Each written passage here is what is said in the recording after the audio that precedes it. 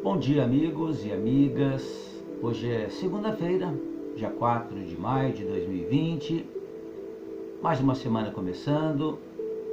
Ainda estamos vivendo a pandemia, orando para que nós estejamos já numa ascendência da doença, orando para que nós nos mantenhamos firmes, confiantes, na certeza de que iremos sim passar por essa tempestade, que não é castigo de Deus, mas ela está em relação exatamente às nossas ações, nossas atitudes. Nós somos os semeadores daquilo que o mundo tem, daquilo que o mundo vive. Então que nós tenhamos uma semana de confiança, de fé, para que nós realmente permaneçamos contribuindo para a melhora do planeta. Nós trouxemos para esse primeiro vídeo da semana um interessante texto que tem por título Saber o que pedir. É interessante notar que a atividade de pedir pressupõe certo esforço. Quem procura alguma coisa movimenta os recursos de que dispõe para encontrá-la. A promessa de Jesus é que quem procura, acha. Assim resta a cada um analisar qual é a sua busca pessoal. Precisamos saber o que pedir. Para que esse nosso pedido, essa nossa rogativa, esteja dentro de algo racional, normal, dentro das nossas condições, entendendo que temos dificuldades, temos obstáculos à frente, o que é normal, visto que nós somos espíritos imperfeitos ainda. Então pedir para que os problemas desapareçam da nossa frente é perder tempo. As dificuldades, os problemas, eles vão continuar. Mas na medida que nós o entendermos, certamente eles terão um peso menor sobre as nossas costas. A liberdade rege o universo e cada alma decide o caminho que deseja trilhar. Caso a criatura se encante pelas ilusões mundanas, terminará por vivê-las em alguma medida. O resultado varia conforme os meios de que estiver disposta a lançar mão e o esforço que despender. Tudo tem um custo na vida, inclusive a preguiça e a inércia. Quem opta pelo comodismo arca com o elevado preço das oportunidades perdidas. E as oportunidades estão sempre aí.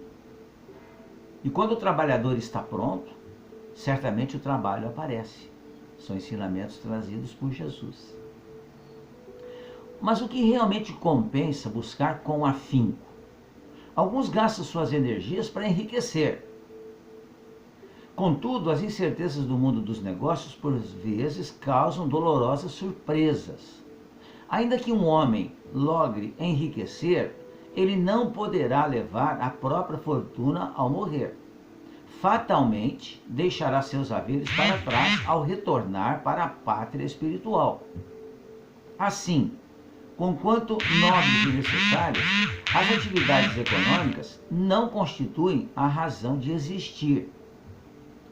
Querer enriquecer, querer ter uma vida de conforto, é algo que vai contra as leis de Deus? A resposta é que não, de maneira nenhuma.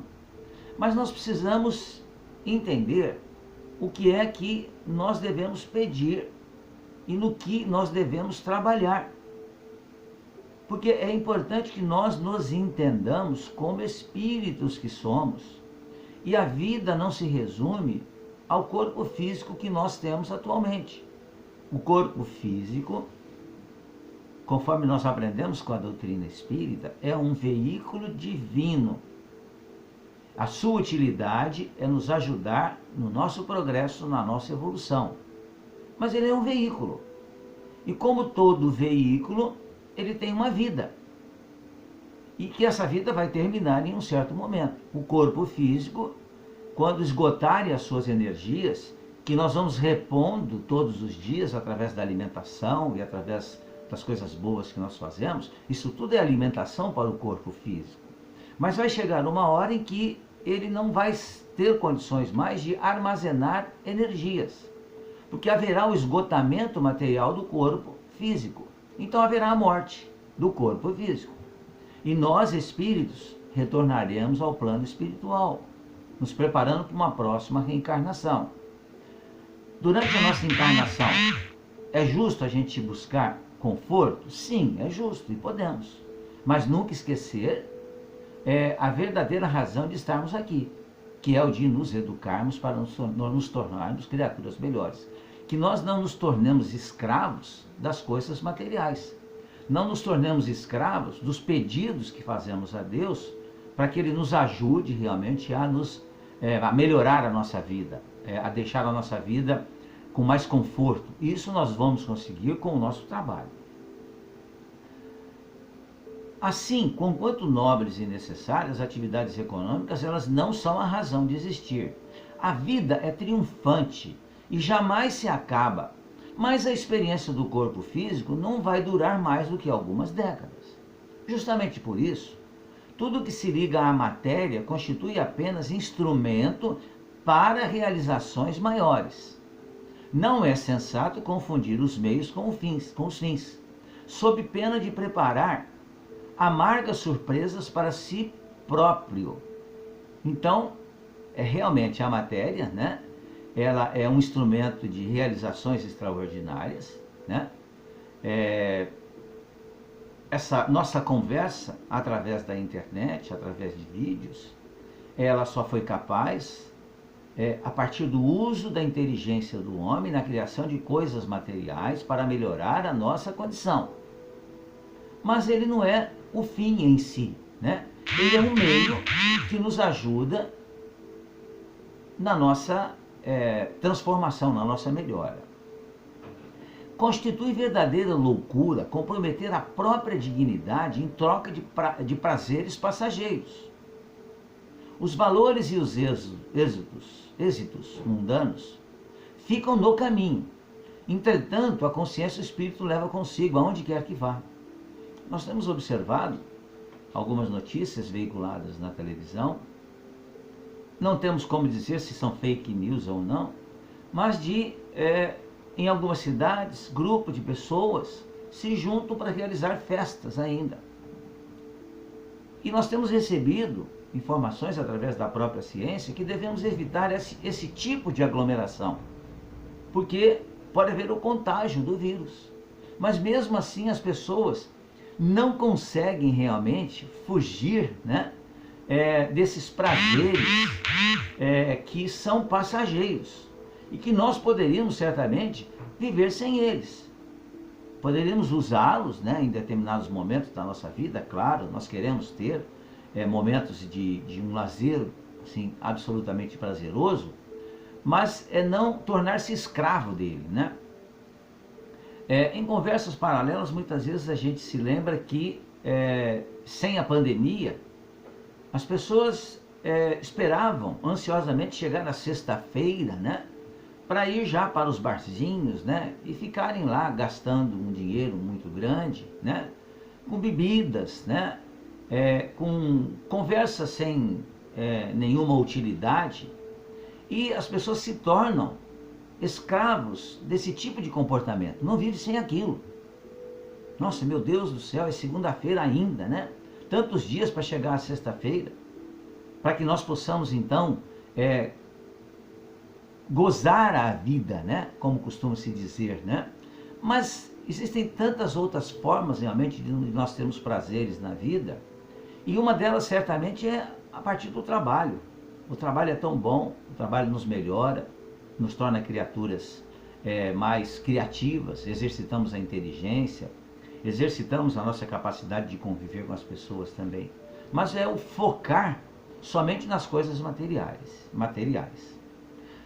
Na carne ou fora dela, a criatura não pode livrar de si próprio. Ciente disso, reflita sobre suas opções. Estamos falando aqui sobre o que pedir, né? O que você incessantemente busca? Com quais objetivos você gasta suas energias? Dentro de 100 anos, as suas metas, né, as que temos agora, elas terão alguma relevância? Sem esquecer suas responsabilidades humanas, não seria mais sensato cuidar dos interesses imortais? Você achará o que procurar, nos assegura o Evangelho. Pode ser que o salário de suas buscas sejam roupas caras, passeios e divertimentos os mais diversos. Nessa hipótese, você poderá retornar ao plano espiritual na condição de um mendigo, porque você não evoluiu espiritualmente falando, moralmente falando. Mas, né, ao invés de retornarmos na condição de um mendigo, podemos optar por ser alguém generoso, de hábitos puros, um autêntico alento para os seus irmãos de jornada. Se resolver buscar com afinco sua libertação de vícios e mediocridades, fatalmente nós todos atingiremos essa meta. E o resultado será uma dignidade espiritual que o acompanhará para sempre. Em momentos difíceis, como esses que nós estamos vivendo presentemente com a pandemia, está nos dando a oportunidade de observar o quanto tem crescido o grupo de voluntários que estão trabalhando no sentido de levar aos nossos irmãos menos favorecidos, materialmente falando, inclusive, alimentos, roupas, máscaras, enfim, ajudando-os de alguma forma. E isso é certamente algo extremamente nobre. Então, essas aquisições de servir ao outro são exatamente aquilo que nós vamos levar conosco no retorno ao plano espiritual. São as boas coisas. São o plantio justo e nobre que nós fizermos, que nos fará com que nós tenhamos uma colheita que seja também boa e nobre. Então, que nós aprendamos a pedir, então, amigos, para que Deus nos dê forças para superar os obstáculos. Porque não adianta pedir para que Ele tire os obstáculos da nossa frente, porque isso não vai acontecer. Mas é pedir para que nós tenhamos forças de superar. E superar esse momento em que a gente está vivendo é exatamente o nosso grande objetivo.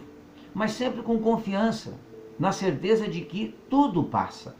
E esse momento ruim também que nós estamos vivendo, ele está no momento em que nos oferece a oportunidade de exercitar essa nossa parcela humana, amiga, fraterna, voluntária. E quando isso tudo terminar, e nós retornarmos para os nossos afazeres normais, naturais, certamente, se nós o aproveitamos para servir ao nosso próximo, aos nossos próximos, nós certamente teremos atingido o objetivo da situação pela qual vivemos presentemente. Pensemos nisso. Fiquem bem, fiquem em paz e com confiança sempre.